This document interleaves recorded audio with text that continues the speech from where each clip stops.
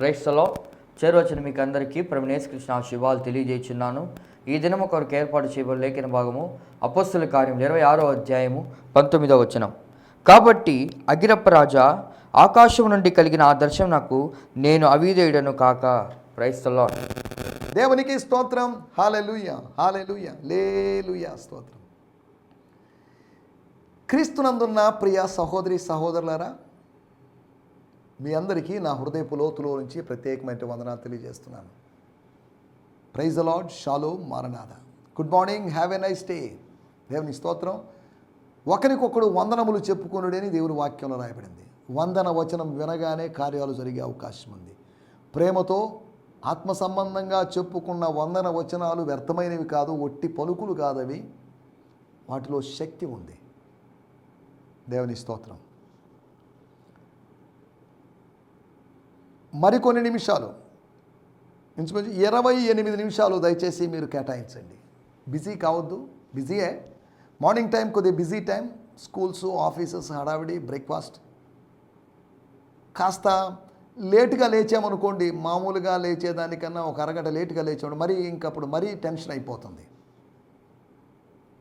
ఒకవేళ రీచ్ కాగలమా కాలేజ్కి, ఆఫీస్కి కాలేజ్ కాగలమా, వర్క్ ప్లేస్కి రీచ్ కాగలమా అన్నటువంటి టెన్షన్లు ఉంటాయి. ఉదయకాలపు సమయం, మనం దేవుని సన్నిధికి వచ్చాం, కొద్దిసేపు రిలాక్స్డ్గా దేవుని మాటలు విందాం.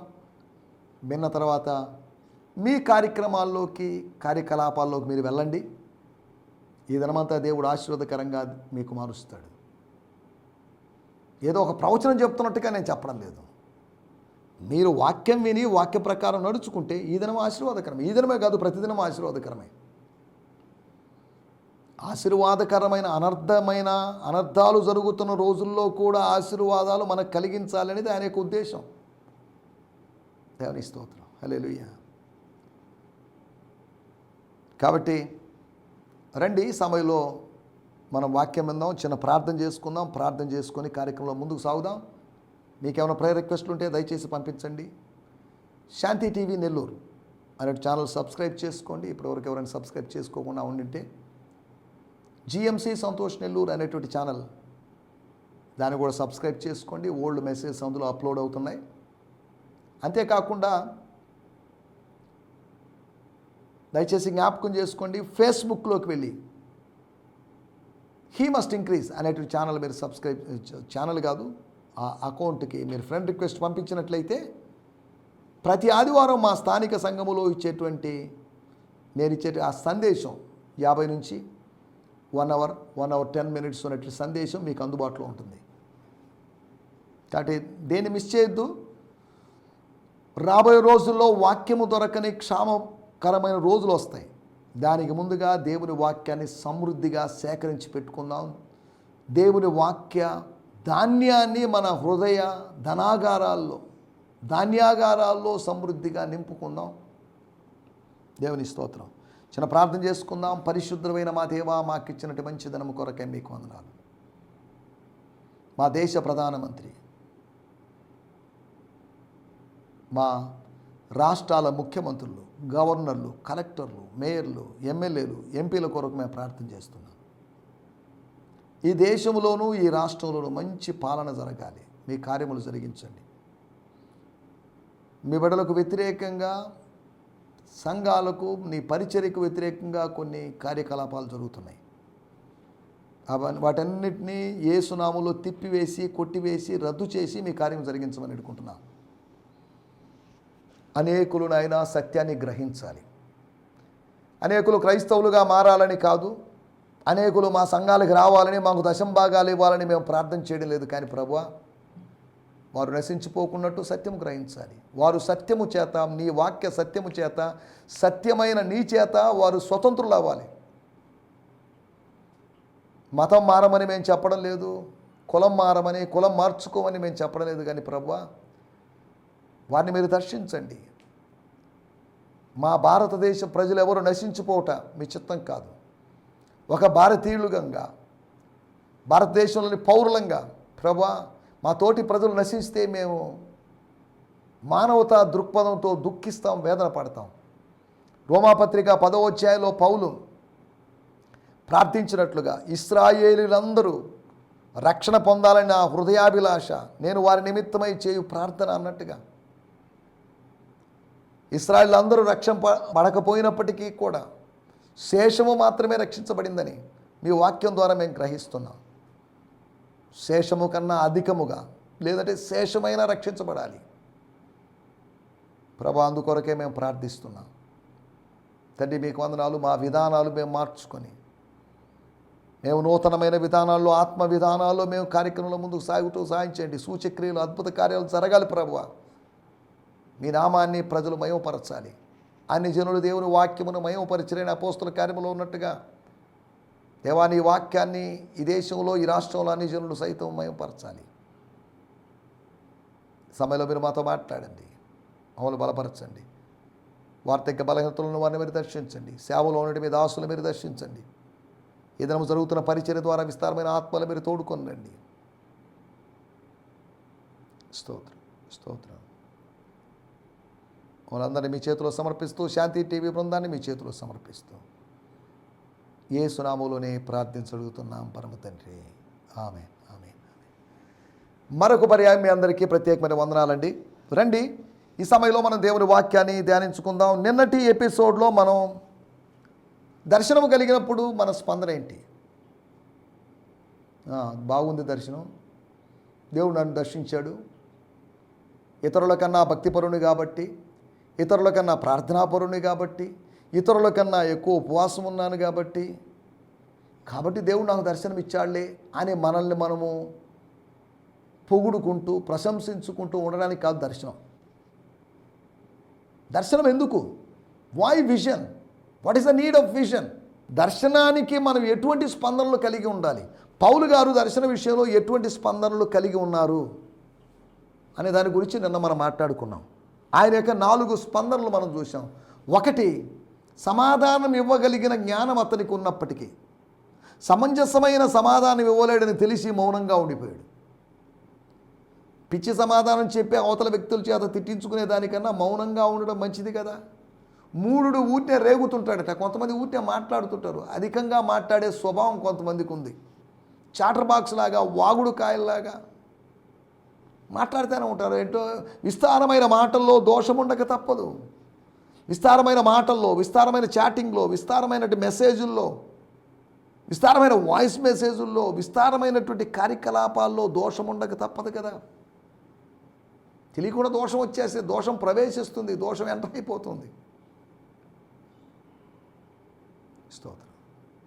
విస్తారమైన పనులు పెట్టుకోకూడదు, విస్తారమైన విషయాల్లో మనం ఇన్వాల్వ్ కాకూడదు.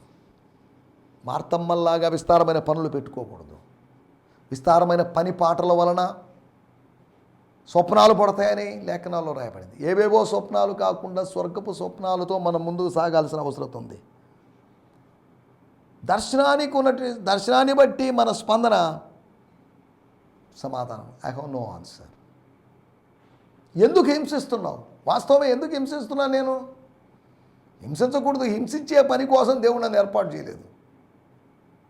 ఇతరులను హింసించడం అది ఎంతవరకు కరెక్ట్ అది అని ఆలోచించకుండా హింసిస్తున్నట్టు వ్యక్తి. రెండోది సమ్మతించడం. నాకు ఈ విషయం అర్థం కాలేదు.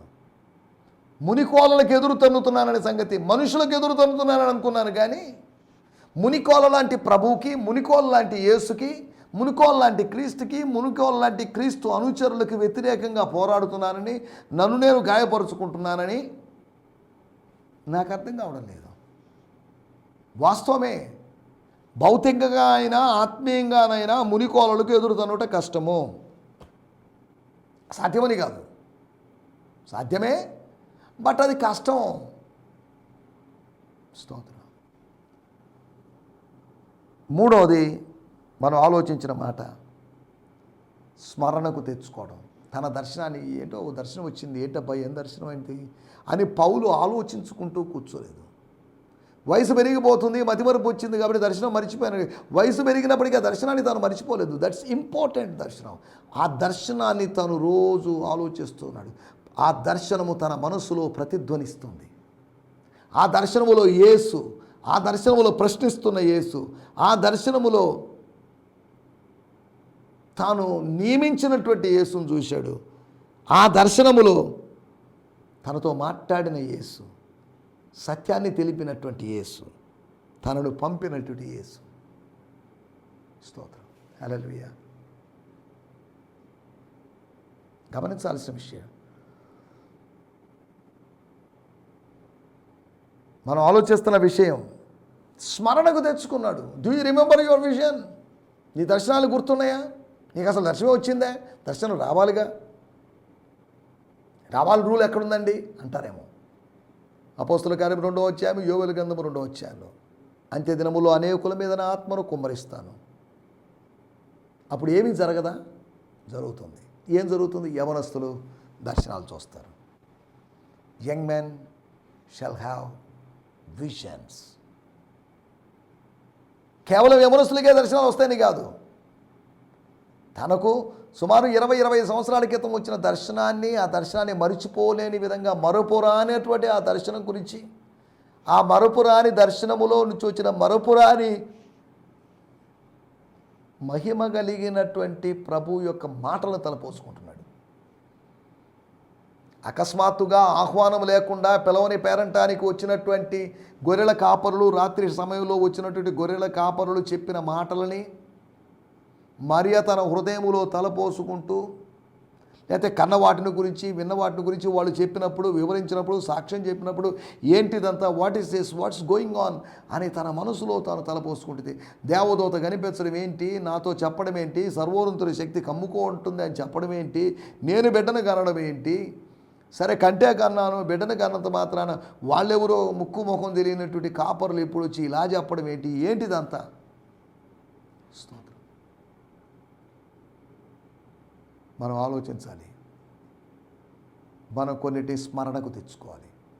ఆయన చేసిన కార్యాలని, ఆయన చూపించిన కార్యాలని, ఆయన మాట్లాడిన మాటల్ని మనం స్మరణకు తెచ్చుకోవాల్సిన అవసరం ఉంది. 4వదిగా సేవ చేయడం, అది స్పందన. స్వర్గపు దర్శనానికి మన స్పందన సేవ చేయడం అయి ఉండాలి. స్తోత్రం, హల్లెలూయా. రండి, నిన్నటి విషయాలు ఇవి కనుక ఈరోజు మనం ఫ్రెష్గా మనకు మన్నా కావాలి. ఈరోజు తాజాగా, కొత్తదిగా, నూతనంగా. నిన్నటి ఫుడ్ కాదు మనకు కావాల్సింది, ఈరోజు ఫుడ్ కావాలి, ఫ్రెష్ ఫుడ్ కావాలి, హాట్ ఫుడ్ కావాలి మనకు. దానికోసం ప్రభువుని అడిగాం మనం. ప్రభు ఇవ్వబోతున్నాడు, ప్రభు మాట్లాడబోతున్నాడు, ప్రభు దర్శించబోతున్నాడు. ఈ దినము కొరకై ఏర్పాటు చేయబడిన లేఖన భాగము నిన్న మనం ధ్యానించుకున్నటువంటి అదే లేఖన భాగము, అనగా అపోస్తుల కార్యములు 26వ అధ్యాయము 19వ వచనం, book of acts 26th chapter words 19. కాబట్టి అగ్రిప్ప రాజా, ఆకాశం నుండి కలిగిన ఆ దర్శనమును నేను అవిధేయుడను కాక. కాబట్టి యువర్ మ్యాజెస్టీ కింగ్ అగ్రిప్ప రాజా, ఆకాశము నుండి, 3వ ఆకాశము నుండి అనగా పరలోకము నుండి కలిగిన, పైనుండి కలిగిన దర్శనానికి నేను అవిధేయుని కాలేదు సార్. మీరు వేటికి అవిధేయులేరో నేను వాడిని అడగకూడదు. నేను ధర్మశాస్త్రానికి లేకపోతే మీ మత పుస్తకాలకి మీరు విధేయులయ్యారో లేదో నాకు తెలియదు. మీ విధేయతను గురించి మాట్లాడడం లేదు, నా విధేయతను గురించి నేను మాట్లాడుతున్నాను. నా విధేయత అనేది వాళ్ళకి, యూదులకి, వాళ్ళ మతానికి విరోధంగా నిలబడడం అవిధేయతలాగా అనిపించింది అంతవరకే. వాళ్ళు దర్శన ప్రకారం వెళ్ళేవాళ్ళు కాదు, నేను దర్శన ప్రకారం I'm going according to vision. దేవుడిచ్చినటువంటి దర్శనానికి, దర్శనానుసారంగా నేను వెళుతున్నవాడిని. 26వ అధ్యాయము 19వ వచనం చదువుతున్నాను. So you see king Agrippa, I have not been disobedient to what was revealed to me from heaven. నాకు దేవుడు బయలుపరిచాడండి. గలతీ పత్రిక 1వ అధ్యాయంలో దేవుడు నాకు బయలుపరిచాడు. నేను మీకు అప్పగించిన దాన్ని ప్రభువు వలన పొంది తిని. దేవుని స్తోత్రం, హల్లెలూయా. మనం ఆలోచిస్తున్నమాట, మనకో దర్శనం కావాలి. దర్శనము లేకపోతే దేవోక్తి లేని ఎడల జనులు, పరిశుద్ధ జనులు, భక్తులు, ప్రార్థనాపరులు, సేవకులు కట్టులేక తిరుగుతారు. ఒక స్వర్గ దర్శనం లేకపోతే మనకు స్వాతంత్ర్యం అధికంగా అనుగ్రహించబడి విచ్చలవిడితనం పెరిగి మనము దూరదేశానికి వెళ్ళినట్టు అనుభవంలోకి వెళ్ళిపోయి మన ఆస్తిని దుర్వినియోగం చేసుకున్న అనుభవంలో ఉన్నట్టుగా మనం ఉంటాం. సరే, దేవుని స్తోత్రం. ఈరోజు మనం ఆలోచిస్తున్న మాట దర్శన ఫలములు. నిన్న దర్శనానికి కలిగిన స్పందనల గురించి మాట్లాడుకున్నాం. ఈరోజు the fruits of the vision. ఇదేంటండి? ఆత్మఫలము తెలుసు, నీతి ఫలం తెలుసు, కష్టఫలము లేదా ప్రయాస ఫలం తెలుసు. ఇదేం ఫలం అండి? దర్శన ఫలం ఏంటి? దర్శనం అనేది ఒక ఫలం అని నేను చెప్పడం లేదు. దర్శనం అనేది పండని చెప్పడం కాదు నా మాటల యొక్క ఉద్దేశం. దర్శనం ఫ్రూట్స్ ఇస్తుందని చెప్పడం కాదు నా ఉద్దేశం. ఫ్రూట్స్ అంటే results, the blessings or the outcomes or the results. ఏంటి?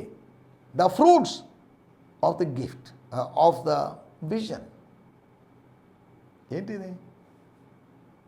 దర్శనానికి నేను అవిధేయుని కాలేదు. దర్శనం వల్ల నాకేం జరిగింది? దర్శనం వల్ల నీకేం జరిగింది? ఒక చిన్న ఉదాహరణ మీకు జ్ఞాపకం చేస్తాను. అపోస్తుల కార్యములు 10వ అధ్యాయంలో చూడాల్సిన అవసరం లేదు, కానీ అక్కడ రాయబడిన మాట, కొర్నేలి ఇంటి దగ్గరికి వచ్చినప్పుడు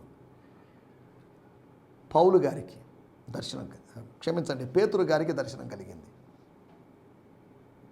ఆ దర్శనము పేతురు యొక్క దృక్పథాన్ని మార్చింది. యేసుక్రీస్తు కొందరికి అనుకుంటున్న పేతురు యొక్క థియాలజీని మార్చింది ఆ దర్శనం.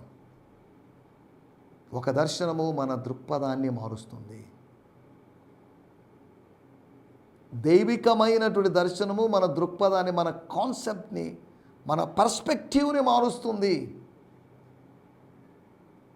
స్తోత్రం. దర్శన ఫలాల గురించి మనం మాట్లాడుకోబోతున్నాం. 4 దర్శన ఫలాలు మీకు త్వరగా జ్ఞాపకం చేసుకున్నాను. చదవండి. మొట్టమొదటి మాట 14వ వచనం, 26వ అధ్యాయం 14వ వచనం. నేల మీద పడినప్పుడు సౌలా సౌలా నన్నెందుకు హింసించుచున్నావు? మునికోలకు ఎదురుతనుట నీకు కష్టమని ఎబ్రీ భాషలో ఒక స్వరము నాతో పలుకుట వ్యక్తి. ఎస్, ఒకటి నంబర్ 1, దర్శనము మన దూకుడును తగ్గిస్తుంది. దర్శనము మన వేగాన్ని తగ్గిస్తుంది.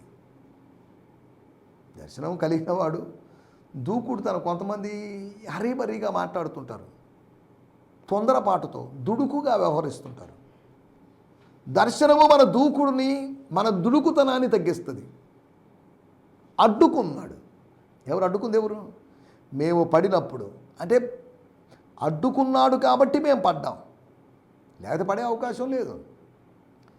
అడ్డుకోకపోతే మేము ఆగేవాళ్ళం కాదు, అడ్డుకోకపోతే మేము సాగిపోయేవాళ్ళం, అడ్డుకోకపోతే దమస్కులోనికి ప్రవేశించేవాళ్ళం, అడ్డుకోకపోతే ఇంకా ఏదో జరిగి ఉంటుంది. కానీ అడ్డుకున్నాడు. దమస్కులోకి వెళ్ళిన తర్వాత అడ్డుకోలేదు, దమస్కులో ప్రవేశించడానికి ముందుగా దేవుడు అడ్డుకున్నాడు. దేవుడు తగిన సమయంలో శత్రువును అడ్డుకుంటాడు. దేవుడు తగిన సమయంలో విరోధులను అడ్డుకుంటాడు. నీ సమయంలో ఆయన అడ్డుకోడు, తన సమయంలోనే శత్రువును అడ్డుకొని శత్రువును లేకుండా చేయగలిగిన వాడు దేవుడు. స్తోత్రం, హల్లెలూయా. ఒకటి, దర్శనము యొక్క ఫలితం, దర్శనం యొక్క ఫలం దూకుడును తగ్గించింది. మన యొక్క హ్యాస్టీనెస్ని తగ్గించింది. నేల మీద పడేసింది. నేల మీద పడప్పుడు వాళ్ళకి ఏమైనా గాయాలైనాయా లేదా ఇవన్నీ మనం ఆలోచించడం లేదు. వాళ్ళను పడేసే వాళ్ళు ఎవరు లేరు, వాళ్ళను పడేసే శక్తి ఒకరున్నారు. మనుషులను, ప్రభుత్వాలను పడదోయగలిగిన ఒక శక్తి ఒకటి ఉంది. 4 మానవ ప్రభుత్వాల్ని పడదోయడానికి ఒక శక్తి తయారైంది. రాయి రూపంలో ఒక శక్తి ఉంది. ఆ రాయి మానవుని యొక్క చేతి సహాయము లేకుండా తీయబడిన రాయి. మానవుడు తీసుకొచ్చి పెట్టిన రాయి కాదు అది. మానవుడు ఇల్లు కట్టుకోవడానికి తీసుకొచ్చిన రాయి కాదు అది. ఆ రాయి పర్వతమంత రాయిగా మారింది. మునుపటి రాజ్యములను, రాజ్య భావనలను, రాజ్య ప్రభావాల్ని, రాజ్య జ్ఞాపకాల్ని తుత్తనీయులుగా చేసింది అని రాయబడింది. దేవుని స్తోత్రం, హల్లెలూయా. డెమోక్రసీస్ అన్నిటినీ డివైన్ క్రసీ, థియోక్రసీ డెస్ట్రాయ్ చేసింది. స్తోత్రం. మనం అర్థం చేసుకోవాల్సిన మాట. నేను ఇప్పుడు ఇవన్నీ ఎందుకు చెప్తున్నానంటే, మన దూకుడును తగ్గించి మనల్ని అడ్డుకునేటువంటి దేవుడు. అక్రమాలలో, అపరాధాల్లో, అతిక్రమాల్లో వెళ్తున్నప్పుడు మనకు ఒక స్పీడ్ బ్రేక్ని పెట్టే దేవుడు, మనల్ని కంట్రోల్ చేసే దేవుడు. దేవుని స్తోత్రం, హల్లెలూయా. ఒకటి, మన దూకుడు తగ్గించడం అనేది దర్శనం యొక్క ఫలం. రెండో విషయాన్ని నేను మీకు జ్ఞాపకం చేస్తాను. అపోస్తుల కార్యములు 26వ అధ్యాయం 22వ వచనం. అయినను నేను దేవుని వలన దైవములైన సహాయం పొంది నేటి వరకు నిలిచి ఉంటిని.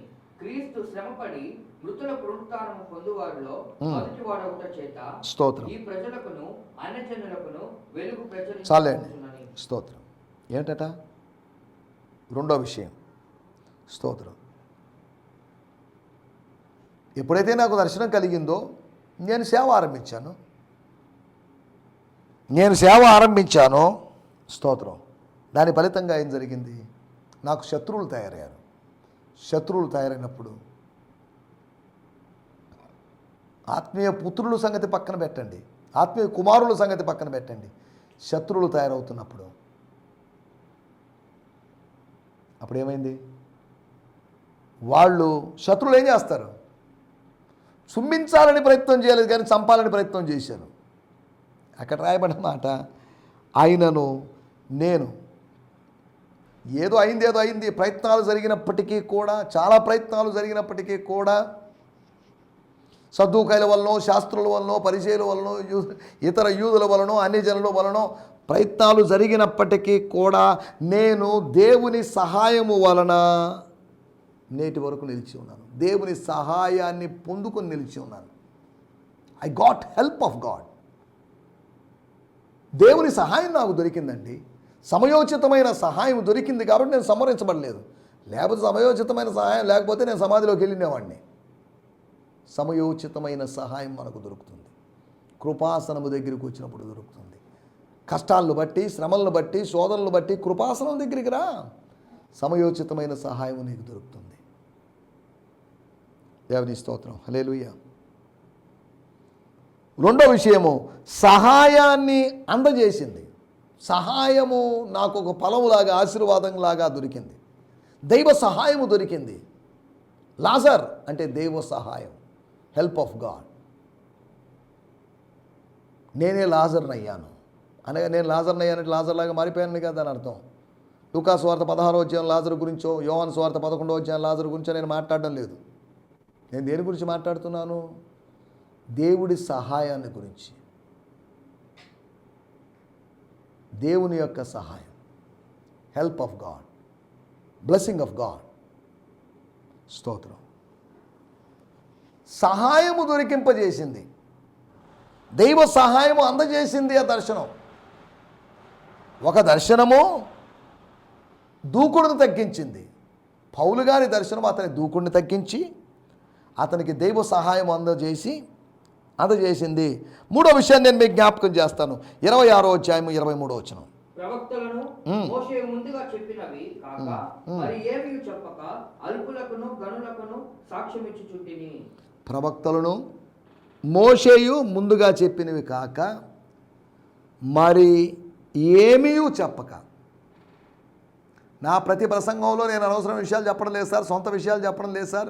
వేరువేరు పురాణాల్లోని, వేరువేరు మతాల్లోని, రోమా మతంలోని లేదా ఆ మతంలోని ఈ మతంలో విషయాలు నేను చెప్పడం లేదు. నేను ప్రవక్తల పుస్తకాలు అనగా చిన్న ప్రవక్తలు, పెద్ద ప్రవక్తలు, 4, 12, 16 major prophets and minor prophets అందులో ఉన్నవి, ప్లస్ ధర్మశాస్త్రము, మోషే ధర్మశాస్త్రం, ఇవి అదొక 5, అంతా కలిపి 16, 5, 21 అనగా ఇంచుమించు పాత నిబంధనలో more than half of the old testament.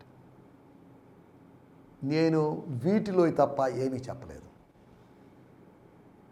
అనగా ఇవి ప్రవక్తల పుస్తకాలను, లేకపోతే మోషే ధర్మశాస్త్రము నాకు మత గ్రంథంగా, నా రాజ్యాంగంగా, నా మాన్యువల్గా మారింది.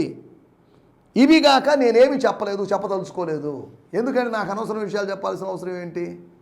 ఎక్స్ట్రా బిబ్లికల్ థింగ్స్ చెప్పాల్సిన అవసరం లేదు. నాకు ఎక్స్ట్రా లా థింగ్స్ నాకు చెప్పాల్సిన అవసరం లేదు.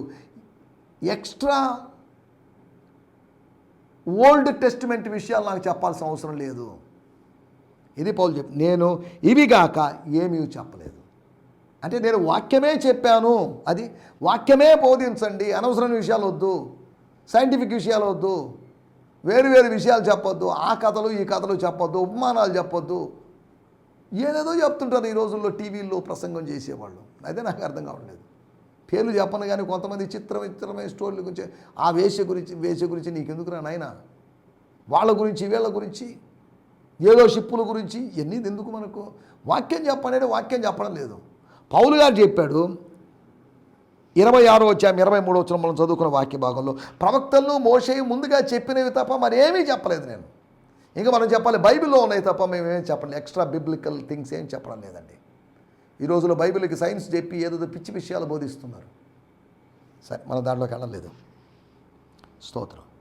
అంటే దాని అర్థం దైవికమైన పాఠాలు తనకు దొరికాయి, గాడ్ సిలబస్ దొరికింది ఆయనకి, ఓ సబ్జెక్టు దొరికింది, స్టఫ్ దొరికింది, గాడ్లీ స్టఫ్ దొరికింది.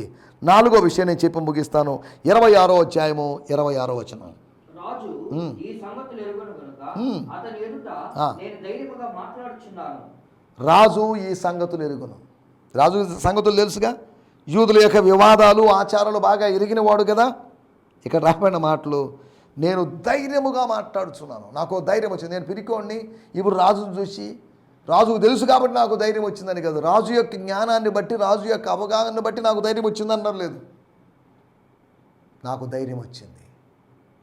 ఒక దర్శనము నాకు ధైర్యాన్ని కలిగించింది. దర్శనము లేకపోతే నేనేమవుతును, నీ కృప లేకపోతే నేనేమవుతును, నువ్వే లేకపోతే నేనేమవుతును ప్రభువా, కాదా?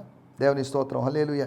దర్శన ఫలాల గురించి మనం మాట్లాడుకున్నాం. నెంబర్ 1, ఒకటి దూకుడును తగ్గించింది, రెండవది దైవ సహాయాన్ని అందించింది, మూడవది దైవికమైన పాఠాలను ఇచ్చింది, నాలుగవది ధైర్యాన్ని కలిగించింది. నీతిమంతులకు బహుధైర్యము కలుగును, యెహోవా యందు భయభక్తులు కలిగిన వారికి బహుధైర్యము కలుగును. స్తోత్రం. నీతిమంతులు సింహం వలె ధైర్యంగా ఉంటారు. దర్శనము ధైర్యాన్ని ఇచ్చి నిన్ను ముందుకు సేవలో నడిపిస్తుంది. కాబట్టి దర్శన ఫలాలు కలిగి మనం ముందుకు సాగడానికి ప్రభు మనందరికీ సహాయం చేయను గాక. ఆమేన్. హల్లెలూయా. లేలుయా. అందరికీ ఈ సందేశము మీకు ఆశీర్వాదకరంగా ఉందని నమ్ముచున్నాము. ప్రార్థన అవసరతల కొరకు మమ్మల్ని సంప్రదించవలసిన మా చిరునామా గిద్యోన్ మిషన్ చర్చ్, 6వ వీధి, శాంతినగర్, నెల్లూరు 4, ఆంధ్రప్రదేశ్. పిన్ 524004. మా ఫోన్ నంబర్లు 7036443613 మరి ఒక నంబర్ 9392293010. మా ఈమెయిల్ ఐడి gfihmi2015@gmail.com. దేవుడు మిమ్మును ఆశీర్వదించునుగాక. ఆమేన్.